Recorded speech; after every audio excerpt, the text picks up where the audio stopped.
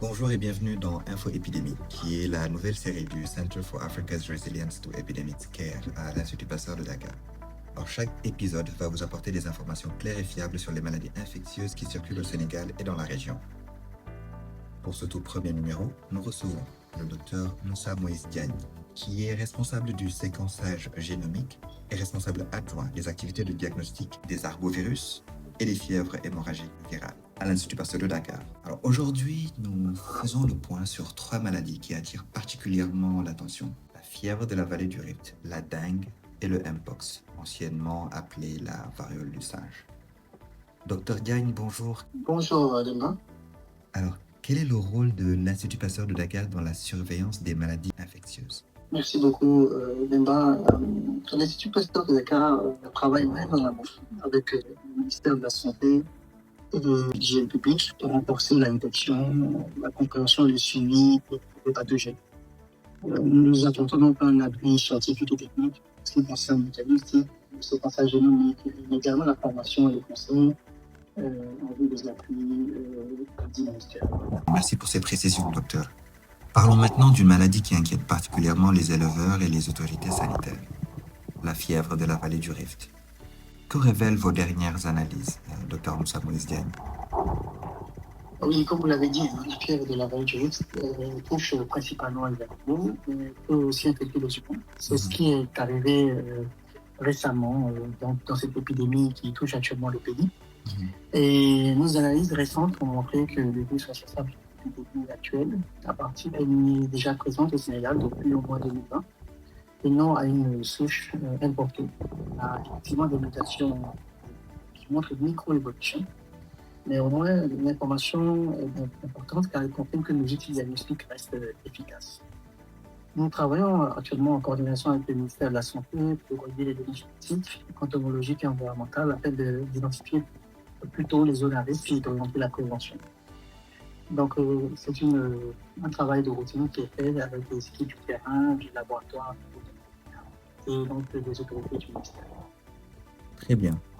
Très bien. Et du côté de la dengue que l'on observe chaque année au Sénégal, où en est la situation cette année, docteur Diagne?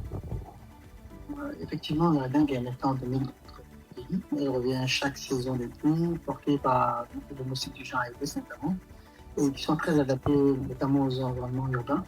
Et grâce au séquençage, nous avons maintenant une meilleure identification des sérotypes qui circulent dans le pays. On a les 3 sérotypes majeurs qui circulent et qui persistent d'une année à l'autre. Et dans cette année, notamment, on a observé la présence de la dengue avec du sérotype 2. Et donc, cela montre donc une transmission locale continue au niveau du pays, avec notamment la superposition des différents sérotypes, avec le risque de santé que cela présente. Donc, l'Institut Pasteur de Dakar soutient les services du ministère de la Santé pour les diagnostics. Donc, on fait également le suivi génétique et donc l'appui aux autorités dans le cas des émergences, comme ce qui arrive actuellement avec une confusion de cas dans tous les pays. Donc, c'est une collaboration très importante qui a permis et qui permet actuellement de faire ces cas rapidement. Et pour mieux informer les populations, également les preneurs de décision. La dengue commence à être de plus en plus importante en termes de poids sanitaire. Et nous avons maintenant un bon recul, une meilleure compréhension de sa dynamique de transmission au niveau du pays. Très clair. Enfin, un mot sur le Mpox que l'on connaît sous le nom de variole du singe. Docteur Diagne, quelle est la situation actuelle et comment est-ce que le pays se prépare à y répondre? Il y a une réponse très très bien coordonnée par le ministère. L'Institut Pasteur de Dakar a également montré son appui habituel. Et nous avons pu, grâce à ce système de surveillance et de diagnostic, détecter au Sénégal un cas important d'Afrique de l'Est, suivi un peu plus tard d'une courte chaîne de transmission locale qui a été rapidement identifiée et maîtrisée. Et le séquençage a montré que la souche impliquée dans cette courte chaîne de transmission est celle qui a circulé récemment en Sierra Leone et en Guinée, ce qui indique une transmission régionale. Et ces résultats ont été immédiatement partagés avec le ministère de la Santé qui a coordonné la communication et la réponse.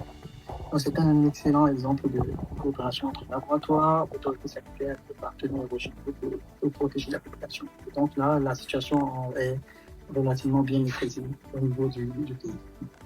Excellent, merci docteur. Pour conclure cet échange, quel message souhaiteriez-vous transmettre à la population face à ces maladies?